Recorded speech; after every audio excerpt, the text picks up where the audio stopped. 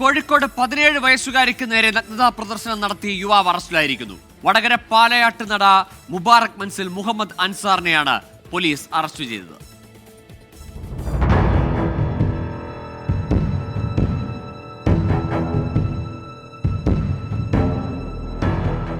ഈ മാസം 18 രാവിലെ 7 മണിക്കാണ് സംഭവം. 17 വയസ്സുകാരി ട്യൂഷന് പോവുകയായിരുന്നു. വടകര അരവിന്ദ് ഘോഷ് റോഡിൽ വെച്ച് ബൈക്കിലെത്തിയ മുഹമ്മദ് അൻസാർ നഗ്നതാ പ്രദർശനം നടത്തുകയായിരുന്നു.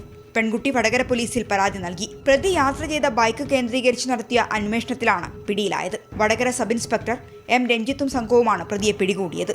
24 കോഴിക്കോട്.